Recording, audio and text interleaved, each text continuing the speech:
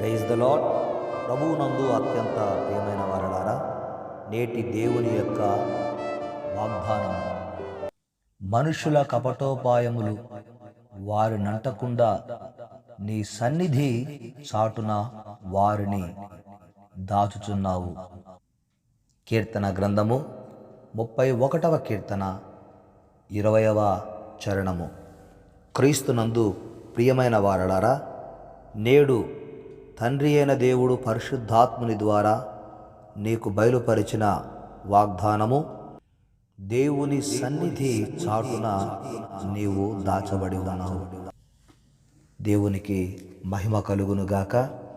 ఈ కీర్తన రాసిన దావీదు గారు తన యొక్క అంకిత భావమును తెలియచేస్తూ ఉన్నాడు. తన అంకిత భావం ఏమిటంటే, ప్రతికూల పరిస్థితుల నుండి, ప్రజల నుండి దేవుని వైపుకు నేను తిరిగాను, దేవుని యందు విశ్వాసం ఉంచాను అను చెప్పుటలో ఈ మాట తన కీర్తనలో వ్రాసి ఉంచాడు.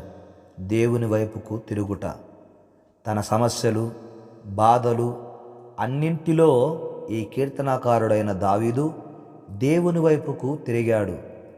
దేవునితో మాట్లాడుటకు, దేవుని స్తుతించుటకు, దేవుని కార్యములను జ్ఞాపకం చేసుకున్నటకు ఇష్టపడ్డాడు.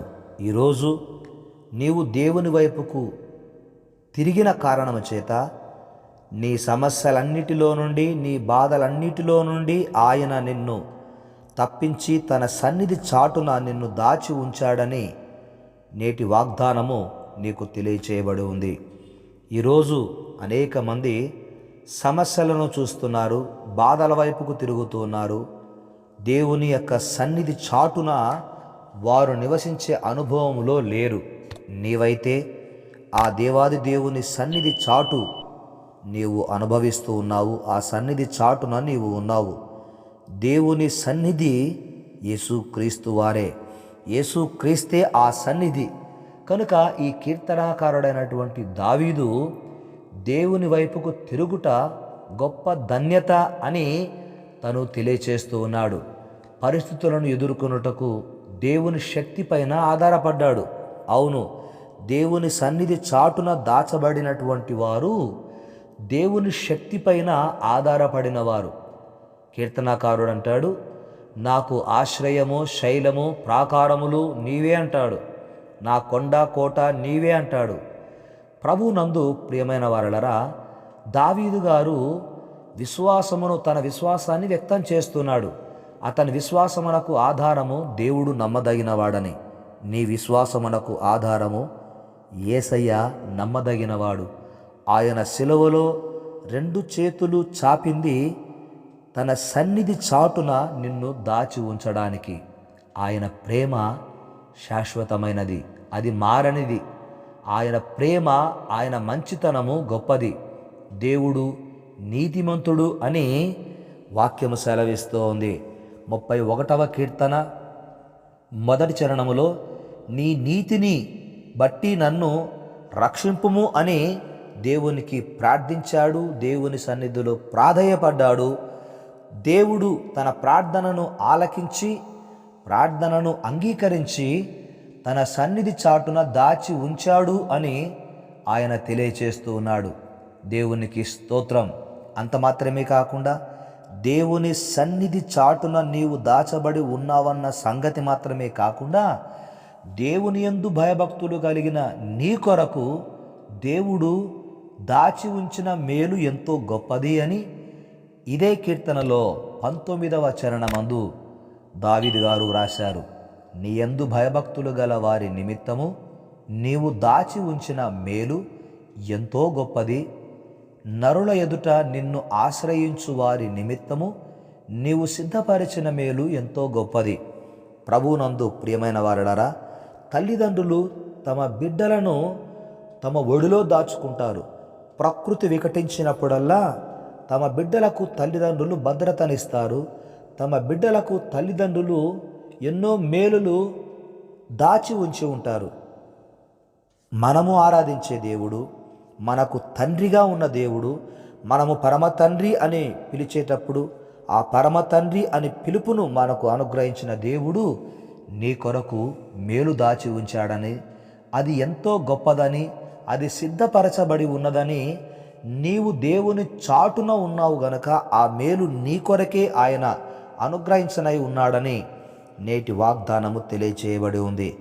గనుక నీకు ఇట్టి మేలులను దాచిన దేవునికి, నీవు దేవుని సన్నిధిన దాచబడిన విధానమును బట్టి దేవునికి కృతజ్ఞతలు చెల్లించాలి, దేవునికి వందనాలు చెల్లించాలి. ఇదే మన అంకిత భావం అయితే, ఇదే మన యొక్క దేవునికి కృతజ్ఞత ప్రార్థన అయితే, దేవుడు నీ జీవితంలో గొప్ప కార్యాలు చేస్తాడు.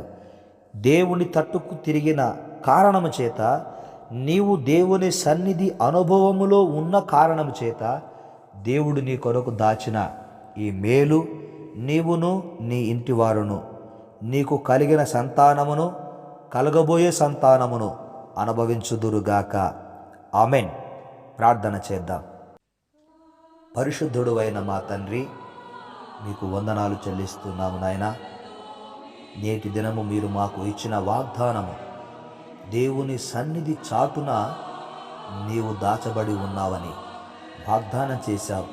ఎంత గొప్ప దేవుడవు నాయన. ఈ లోకములో మనుషుల కపటోపాయములు నాయన మీ ప్రజలకు అంటకుండా, లోకమాలిన్యము మీ ప్రజలకు అంటకుండా నాయన, మీరు మీ ప్రజలను, మీ బిడ్డలను, మా ప్రియ బిడ్డలను తండ్రి మీ సన్నిధిలో దాచి ఉంచావు. నీ సన్నిధి చాటు వారికి అనుగ్రహించావు. ఎంత గొప్ప దేవుడవు. ప్రాకారములు గల పట్టణములో యెహోవా తన కృపను ఆశ్చర్యముగా నాకు చూపి ఉన్నాడని, నీవు స్తుతి నొందదగిన వాడవని కీర్తనకారుడు తెలియచేస్తున్నాడు.